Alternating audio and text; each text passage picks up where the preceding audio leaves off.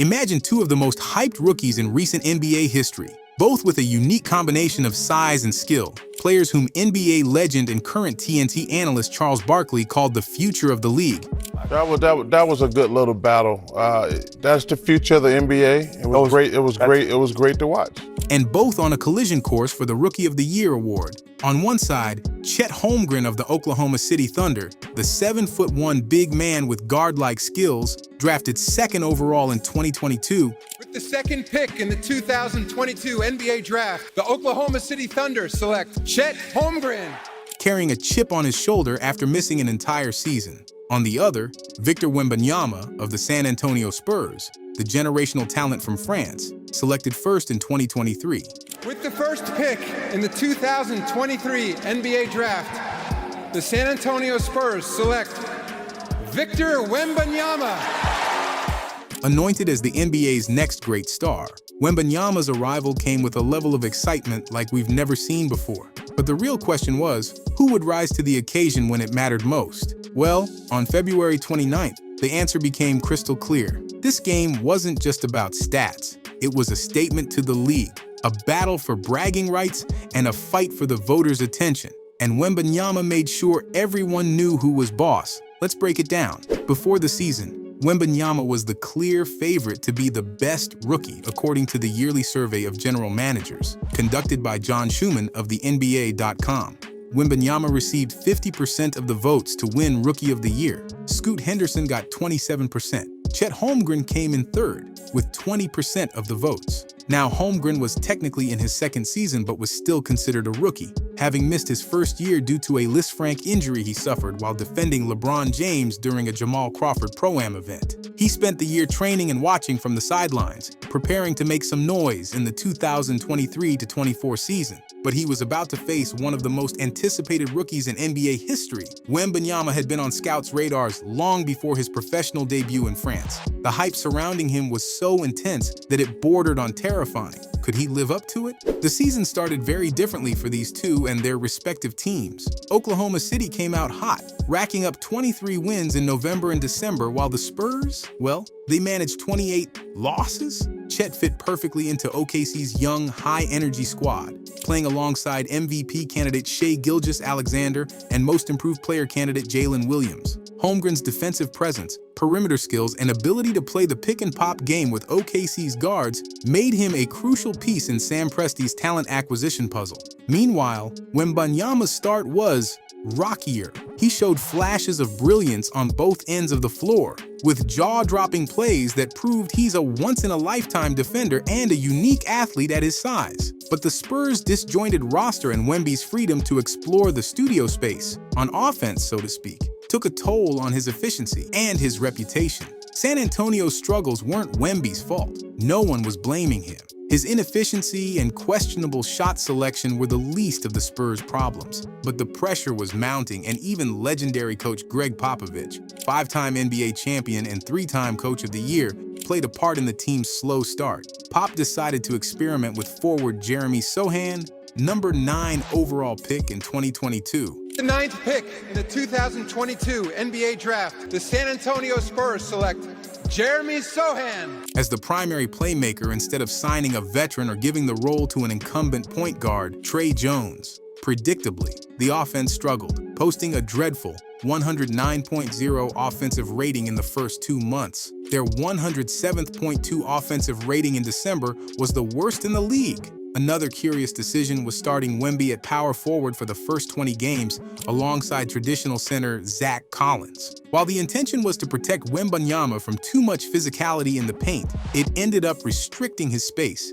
and forcing him to defend on the perimeter, which wasn't playing to his strengths. Eventually, Pop relented on both. He shifted Victor to center and moved Jones into the starting point guard role, and the offense improved, jumping to 115.7 points per 100 possessions in January. Pop's tinkering, Wembanyama's ankle injury, and his minutes restriction hit his Rookie of the Year case. He dropped to second behind Holmgren in the NBA's rookie ladder rankings and betting odds boards per Fox Sports by early December. Longtime ESPN studio analyst Michael Wilbon even compared the situation to the one between LeBron James and Carmelo Anthony during the 2003 to 2004 season. Let me just mention this. So there's something sort of similar, almost 20 years ago, when LeBron James and Carmelo Anthony came into the league together. Back then, everyone knew LeBron would be the better player, but Carmelo was more deserving of the Rookie of the Year award because his performance led to greater team success. But by late January, with Wembanyama healthier and the Spurs optimizing their rotation, he climbed back to the top.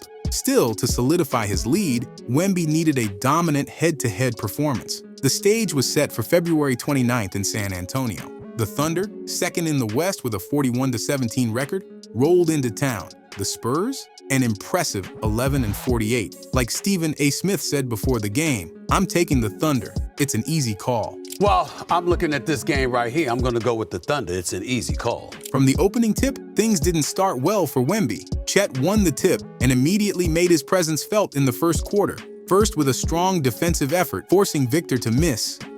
Then, he knocked down a quick three over his long arms and blew by him off the dribble, forcing Wembanyama to commit goaltending. Interestingly, Wemby was guarding Holmgren straight up to start the game. However, on the Thunder's defensive end, the matchup was different. Jalen Williams, quicker but smaller, was guarding Victor away from the rim to neutralize his dangerous perimeter skills. Chet was primarily on Jeremy Sohan, who isn't known for his offense, allowing Holmgren to help off him and defend the basket. Midway through the first quarter, San Antonio adjusted similarly. Wemby moved to guard Josh Giddey, while Spurs defensive specialist Julian Champagny took on Chet. This allowed Victor to help off Giddey and swat stuff from the rim. That's when Wemby woke up. Using his massive height advantage over Williams, he caught a high pass and slammed it down on J. Will's head. Jalen had no chance. Wemby was just too long, but Holmgren wasn't about to stay quiet. He pushed right through Champagny, made it to the rim, and finished with a crafty reverse layup over Wemby's help defense. After the first quarter, the box score leaned in Holmgren's favor. 11 points, 3 rebounds, and 1 assist, compared to Wemby's quiet line of 2 points, 3 rebounds, and 2 assists.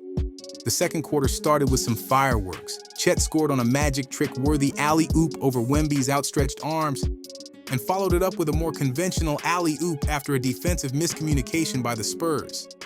But Wemby answered back with a tough hook in the paint, then drained a pick-and-pop three on the wing over a hesitant contest from Chet. In the midst of their head-on-head battle, Victor didn't forget help out his teammates. On one possession, he switched on to the explosive Jalen Williams, contained the drive, turned around to help, and pinned a layup attempt against the glass. Wemby was heating up. First, he sank a smooth turnaround jumper over both Williams and Holmgren, then went into high post to make Holmgren commit to him. Got back out to the perimeter, received the ball, called for a screen from Vassell to force OKC to switch and drained a deep three off the dribble over smaller Dort. Victor was sharing the ball too, but his teammates didn't always capitalize. On this possession, he created 2 open looks with his drives and passes, but the Spurs couldn't convert. Great contest by Chet too. Wemby's insane wingspan showed again on this alley-oop attempt. He managed to contest both the pass and the catch, leaving Holmgren empty-handed, a true one-man defensive system. As he grew more comfortable against OKC's defense, Victor continued manipulating matchups. On one play, he took a handoff from Tre Jones, forced Chet to switch off, and pulled up from 3 over Shai Gilgeous-Alexander.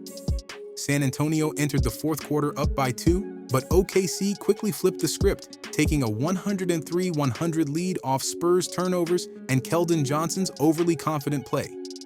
Both teams traded blows, with neither able to pull away. Chet decided to take matters into his own hands, froze Vic with a pump fake, and drove in for a dunk. Wemby took it personally. From the 3:46 mark, when the Spurs were up by 3, he led the charge. First, he found Tre Jones for 3 after OKC doubled him. Then, on the next possession, he grabbed a defensive rebound, gave it to Jones, ran the floor, and hit a quick 3 himself.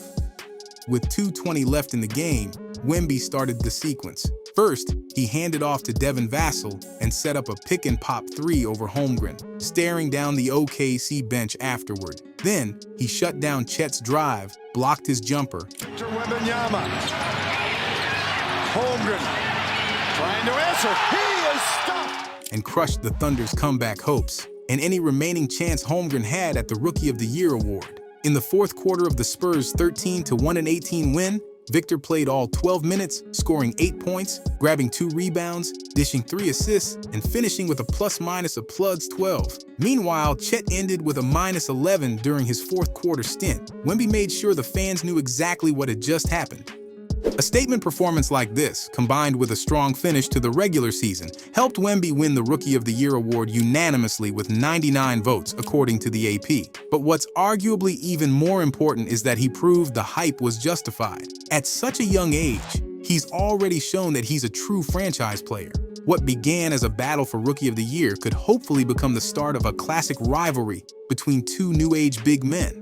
Ben Taylor of Thinking Basketball even compared it to Bird versus Magic, calling Chet and Victor the best rookie duo to enter the league since the 80s, mentioning you'd have to go back to Michael Jordan and Hakeem Olajuwon to find a pair this talented. I think you have to go back to Michael Jordan and Hakeem Olajuwon in 1985. Round 1, though, all Wemby. He shook off the slow start to his season and lingering injury concerns, and showed that he's not just a unique talent, he's got the resilience and toughness to match. It's why experts like former Warriors GM Bob Myers call him a generational player.